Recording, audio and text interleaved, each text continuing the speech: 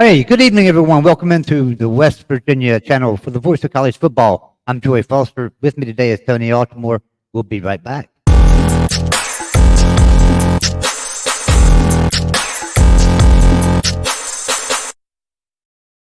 Tony, my friend, what's going on, brother?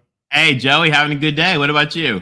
Having a great day. Having a great day. Hey, appreciate you coming on. So Go for those of you out Mountaineers. there, Tony Altimore is a college football analyst and strategist, and does an amazing job. Has some amazing graphics. Check him out on X at TJ Altimore. So I wanted to bring him on today. So Tony, I'm going to talk about something here. The like an avid sports fan, right? The average avid sports fan.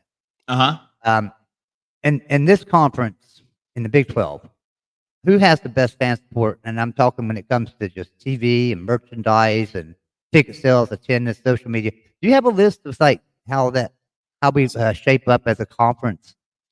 So I actually did a compilation a couple of years ago. We compared, and aggregated together all of what I thought were the legitimate studies done in the past of college football fan bases, compared them together. When we looked at the Big 12, West Virginia was number one. And actually, it was interesting. I was talking to an SEC AD a couple weeks ago who talked about how legitimate the West Virginia fans are, and the West Virginia's their TV viewership, their market. Because I mean, remember West Virginia's market. People, it's not just West Virginia; it's basically Pittsburgh and DC. Right. And WVU fans they're loyal, they're engaged, and that's not surprising because WVU has had tremendous success in the past. It's a state flagship school. They've won a lot, and they're notorious for their winning fans. So, again, aggregating together the data that I had and that I found from everywhere else, it said WVU was the best in the Big 12. Yeah, and I remember that. Now, was that did you do that after the four newcomers from the Four Corners schools? That was So actually, right. none of them would have been on the level of WVU. Okay. I mean, they're great fans, lots of loyal fans, great schools.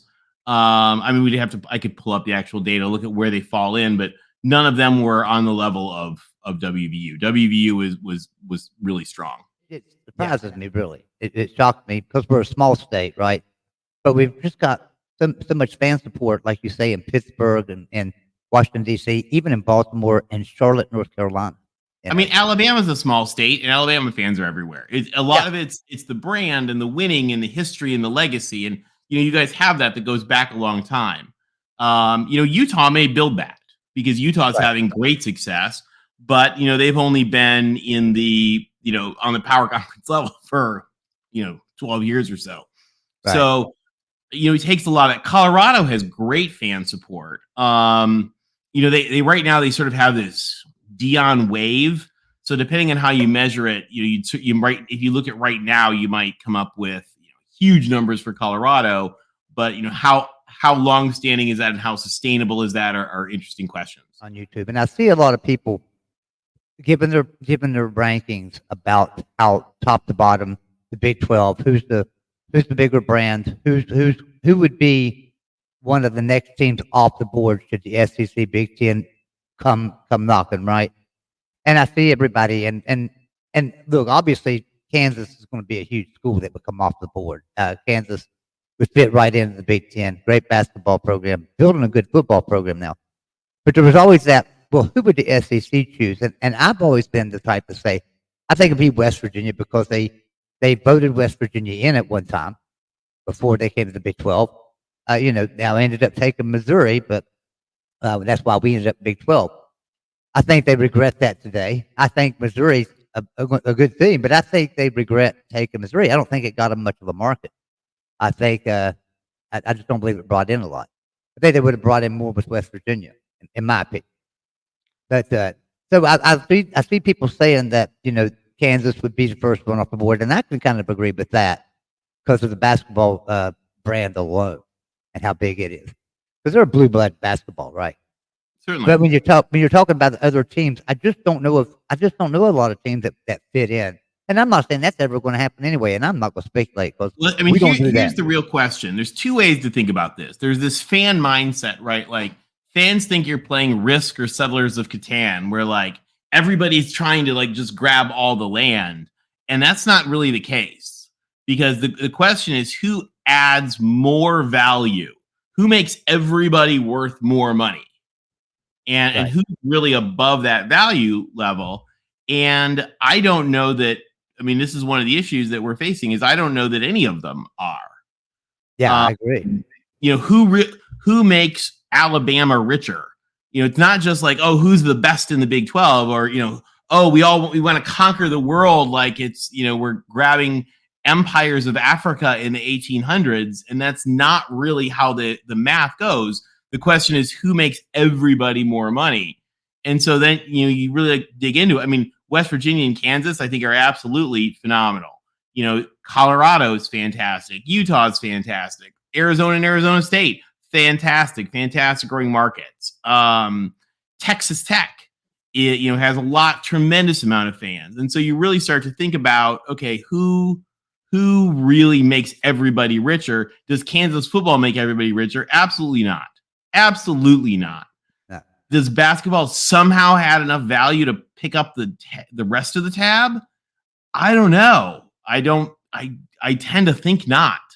So, but you think about it, you know, but certainly if you were going to play the, you know, who would be next hypothetically, you know, I would lean towards saying, you know, the 6 schools in the Big 12 that stand out are West Virginia, Kansas, Colorado, Utah, Arizona State. Then maybe Texas Tech, Oklahoma State. You know, a lot of people talk about TCU, but again, you're talking about who adds specific value. So, for example, for the SEC, they own the state of Texas. They have UT and A&M. There is nobody in the rest of Texas that adds value to the SEC. You think about the Big Ten. Would the Big Ten like to be in Texas? Yeah, but is TCU going to add enough value for Ohio State and USC and Michigan and Penn State? I don't think so. So, you know, you really, I don't see the math that says that. So there, you know, just when you think about who really adds value, there's a question on that. It's not who's valuable, because they're all valuable, but who makes those huge contracts even bigger. It's hard to find teams that do that. For example, in the ACC, everybody's talking about North Carolina. Remember, North Carolina and Virginia have almost identical football metrics in terms of viewership, SP plus, talent, everything. Their metrics are identical almost to 2 other schools, Stanford and Cal. We saw what the market thought of Stanford and Cal.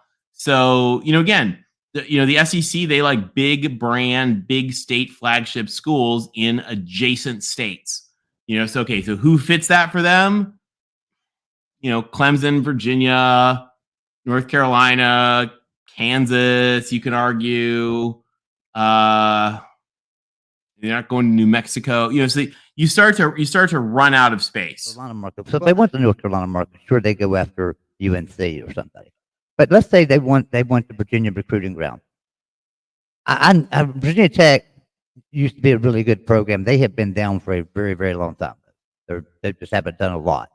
Yeah. Virginia, let's face it, Virginia is fantastic at basketball, but their football program's a lot to be desired. So, and by the way, I love all those schools, and I agree with you. I mean, they're all wonderful schools. So Virginia is the state flagship school. Would the SEC even want Virginia? I don't think so. I think what they would do, in my opinion, would take West Virginia, because that's a neighboring state to Kentucky, and Virginia is right there, and we recruit Virginia pretty heavily, and get quite a few players from there. So that might get that would get the SEC's foot into this area. Who's making Tennessee? Who's making Tennessee richer? Doesn't seem to me like it's UVA. I mean, I could be wrong, right? I mean, and again, those are great schools that any conference would be lucky to have. Right, but neither is West Virginia, right? They're not making Tennessee richer. They're not making Alabama richer. I would think West Virginia could be at the edges. Like, I would see West Virginia at the edges. If you were going to talk about UVA, to me, that's what. Like, I think about, like, sort of like financial ads versus strategic ads. Like, a strategic ad is something you're doing because you think it's, in your best interest for the long term, even if it doesn't make sense. financially. What Virginia would be a strategic ad if they did it, and you could make sense strategically if they did, but it certainly isn't going to pull the numbers that West Virginia is going to pull. But then none of them are pulling the numbers that Florida State would pull.